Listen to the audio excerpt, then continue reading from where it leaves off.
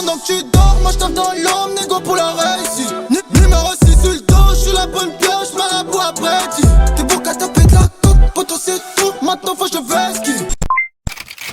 Fico bip bip, ouais ça vient de commencer. C'est les cités, ça prend pas la C.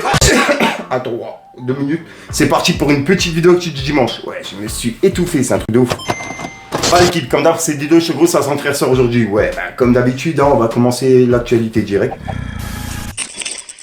L'équipe, pour commencer cette petite vidéo du dimanche, on a Medjin qui a répondu à Jean Messia. Et c'est un tweet qui a pas mal tourné. On peut voir que Jean Messia, il a dit: Medjin traite ceux qui défendent la France et l'identité française de fachos et de racistes. Mais ce même Medjin perd brutalement sa langue râpeuse et longue sur le pouvoir tunisien, qui défend ardemment la Tunisie et l'identité tunisienne. Il en dira un mot chez EELV. Et on peut voir que Medjin, il a répondu en disant: lui, il aime les Arabes que quand ils sont racistes comme lui. Tu vas faire une tombola pour les gardes frontières qui laissent mourir les Noirs dans le désert, non ? Point d'interrogation. Et là, il fait référence à ce qui se passe en Tunisie. Donc ouais, dites-moi dans les commentaires ce que vous en pensez, mais c'est un tweet qui a pas mal tourné. Ensuite, on a Sadek qui a mis les choses au clair par rapport à une phrase qu'il dit dans Napoli, dans le morceau Napoli. Puisqu'il y a plein d'abonnés à lui qui comprenaient pas. En gros, il a dit: la MIF, je voulais préciser un point. Dans Napoli, je dis, je m'en bats les couilles de mes abonnés. Je parle du nombre d'abonnés. C'est pour ça que j'enchaîne avec, je m'endors en comptant mes billets. Pour mettre en lumière le fait que je préfère compter mes billets que des abonnés.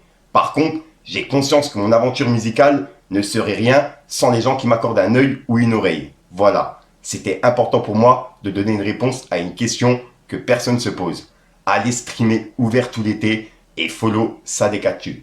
Donc en gros là, il a mis les choses au clair par rapport à cette phrase, tu vois. Ensuite, on a Zola qui a publié une story qui a pas mal tourné. Et il y a beaucoup de personnes qui me l'ont envoyé en privé. En gros, il écoutait du Kobalade. Et il a publié justement un morceau du clip de Koba directement en story. Et je rappelle qu'il y a eu beaucoup de tensions entre les deux et que Koba, il avait même dit qu'il allait jamais faire un feat avec Zola. Ce qui se passe avec Zola, parce que j'ai l'impression que vous êtes en froid ou je sais pas trop ce qui se passe. Je connais pas Zola, moi, ça sert à rien de me parler de Zola, gros. Qui a un feat qui est prévu avec Zola? Est-ce que le feat mystère c'est avec Zola? Et Kobalade lui a répondu jamais de la vie. Zola en feat mystère et en gros Kobalade il a répondu jamais de la vie, comme tu peux le voir en bas. Tu vois? Pas trop de fou, ma c'est éclaté. Hey, je comprends pas le buzz de ce négro, j'écoute pas son album éclaté. Coller 4 faits sur le dos, refus d'obtempérer, mise en danger d'autrui, détention de stupéfiants et transport d'armes. Et en fait, les 4 faits, c'est de la récidive pour moi. Arrête de faire le voyou sur le net, si t'as peur de la garde à vue, ta pète va. Tu connais pas Zola? Je connais pas Zola. Non mais Julien, t'as bien compris que voilà. Donc ouais, à mon avis, il y a dû avoir une réconciliation, je sais pas. Mais c'est vraiment bizarre qu'ils mettent justement une story de Kobalade, tu vois. Après, il a rien écrit. Dites-moi dans les commentaires ce que vous en pensez. Et encore gros source à Zola pour ce qui s'est passé. Ensuite, il y a Booba qui est en top titre depuis ce matin. Et c'est par rapport à un article de journal qui a été publié par Le Progrès. En gros, il est passé en interview directement là-bas, tu vois. Et l'article a été publié hier. Et il est en top tweet par rapport à tout ce qu'il a dit dedans. Et je vais vous le lire. En gros, on peut dire: Booba, les émeutes, c'est l'abcès qui avait besoin de péter. Son combat contre les influx voleurs. Sa réaction à la mort de Naël. Et son rapport à la poésie. Le rappeur Booba se livre sans langue de bois dans un entretien accordé à notre journal. Dans une interview, le rappeur Booba est revenu sur les émeutes en France après la mort du jeune Naël. Selon lui, l'État est beaucoup trop mou et faible.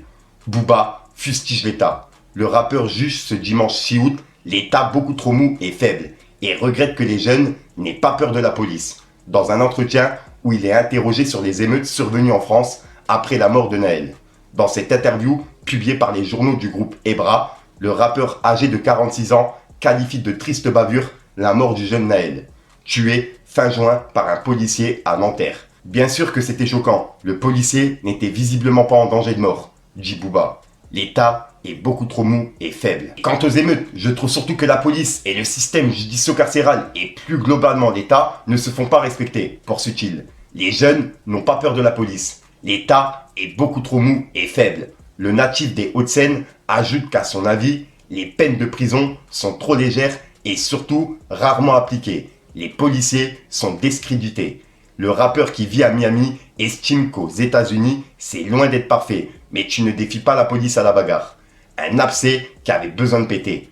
Booba, de son vrai nom Eliafa, voit dans les émeutes un abcès qui avait besoin de péter. Ce n'était pas forcément dû à la mort du petit Naël. C'est l'expression d'un mal-être, d'un ras-le-bol.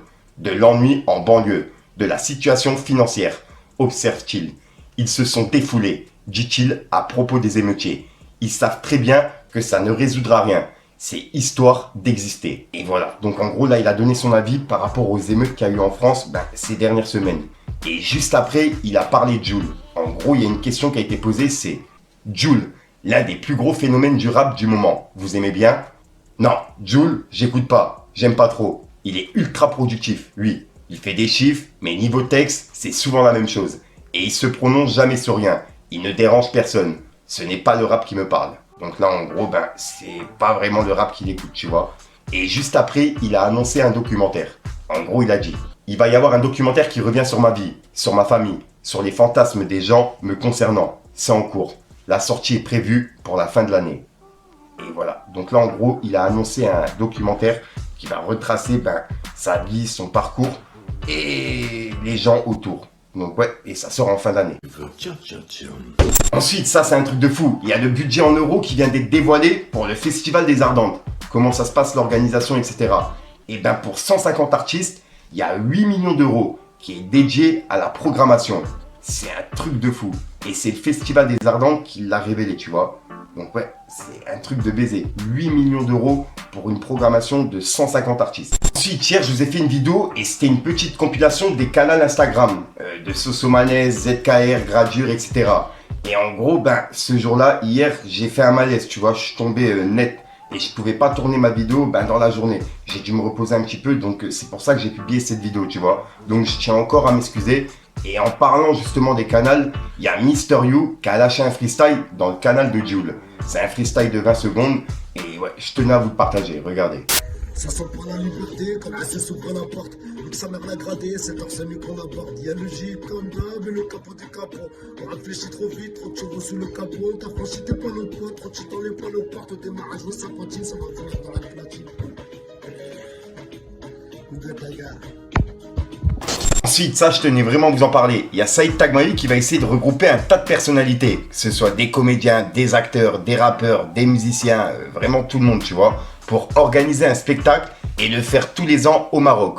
Et en gros, il veut récolter des fonds pour l'orphelinat Essaouira au Maroc, dont il est parrain.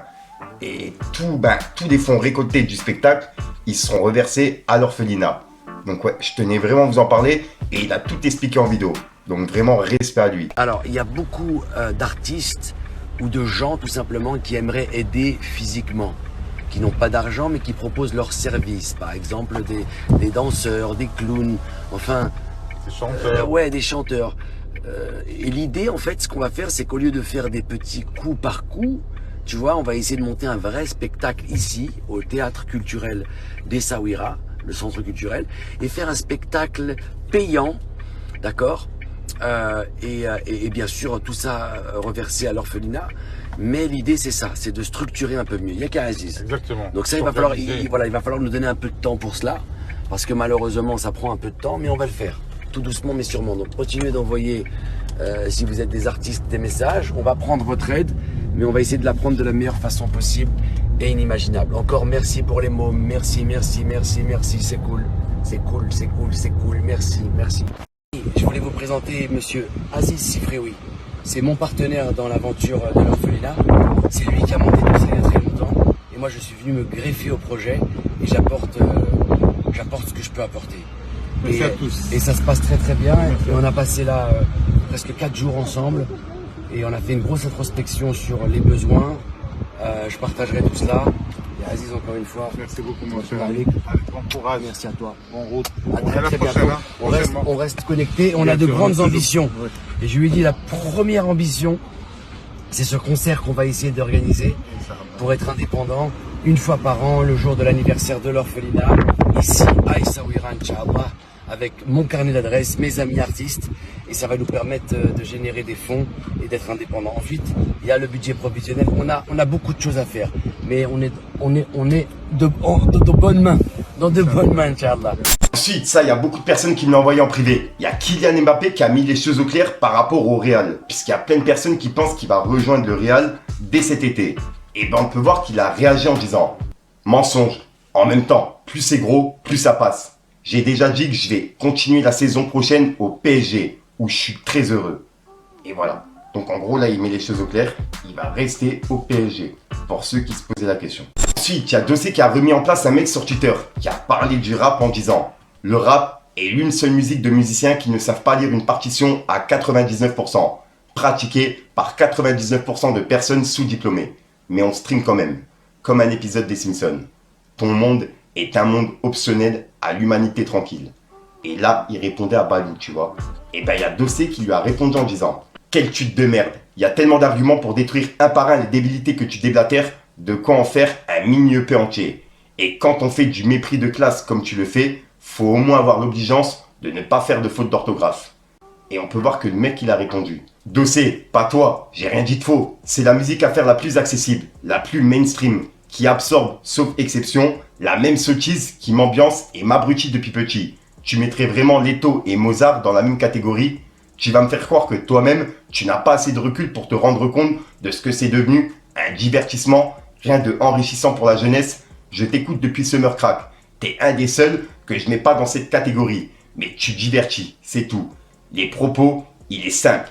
C'est juste de la musique. Je leur demande pas d'être des génies. Mais si j'accorde le statut de génie à Naps, Koba, etc., où est-ce que je place le curseur? Et où sont ceux qui apportent une vraie plus-value au monde? Et ben on peut voir qu'il y a Dossé qui lui a répondu en disant « Les gars, faut pas se tromper. C'est pas parce qu'il existe des gogols qui rappent que ça fait donc du rap et du hip-hop un art et une culture de gogol. Il existe du génie et de la médiocrité dans chaque domaine artistique. » Et donc maintenant, si d'une manière générale, une grande partie du public préfère consommer des trucs qui, selon vous, ne volent pas haut artistiquement, on peut pas y faire grand-chose. Dans ce cas, vous partagez cet avis. Mais mettez la même ferveur à pousser ce que vous considérez plus qualitatif, tout simplement. Il y a des mecs qui ont des vraies démarches artistiques, sont de vrais passionnés et proposent réellement des choses fortes. Que c'est injuste de réduire toute cette musique à ceux qui la pratiquent juste pour faire un braquage. Et voilà. Et là, c'est la réponse de Dossé par rapport à ça. Et pour le coup, il a tout dit. Voilà, donc voilà l'équipe, c'est tout pour cette petite vidéo actu. Dites-moi vous ce que vous en pensez dans les commentaires et n'hésitez pas à mettre un petit pouce bleu pour soutenir le référencement. Et si jamais vous n'êtes pas abonné, je vous invite à activer la petite cloche l'équipe. Fallait que je te parle d'un truc. Pendant que tu dors, moi je tape dans l'homme, négo pour la réussite. Numéro 6 sur le dos, je suis la bonne pioche, marabout après dit. T'es beau qu'à taper de la coupe, poto c'est tout, maintenant faut que je vais ski. Pétou sous la main gauche, le glock à droite, poto moi je suis précis. Citron noir dans mon ghetto. Des médailles dans le ghetto. Du truc. Donc voilà l'équipe, ça s'en faire ça aujourd'hui. Comme d'hab, j'ai pas de faire de longue intro, de casser les couilles. N'hésite pas à mettre un petit pouce bleu, parce que en forçant ton force dans les commentaires. Comme d'hab, si t'as pas de mettre en commentaire, tu mets un truc pour c'est juste pour référencement. Donc voilà l'équipe, c'est tout pour cette petite vidéo du milieu de semaine. Je te dis à soir pour une prochaine vidéo et une nouvelle exclue. À chaque fois, le minute croustillante, faut que je le mange. C'est un truc de ouf. Peace les gars. Copie bip, ça prend pas lassé, ça fait commencer. Si tout échoue, et ben c'est pas grave, on va tout recommencer. Là tu sens, c'est déjà plus pareil. Là le pire qui arrive, c'est le grand test qui tient ton carré. La balle te caresse, les idées noires que ça tombe dans ma tête. Le débordeur de check, oh, c'est normal. Si de temps en temps tu te reçois dans mes textes, tu m'écoutes, ça te canalise. J'arrête t'analyse, les mains sales, j'en fais qu'à ma guise. Y'a rien de dramatique, y'a des gitans, y'a un but des kios. Des cultures de la pure, pas de sa sème. J'suis mon propre zeille, pour la rue m'a eu. Trace à trace, j'regarde pas derrière. Y'a trop de fils de pute que des incultes qui viendront me cessu comme un film culte. Tu joues l'ensemble, tu te fais tacler par des types. Viens pas tester où tu vas frotter le barillet. Des sacs sous vite, des frappes, que de la quantité. TP sur TP, 1005 la matinée.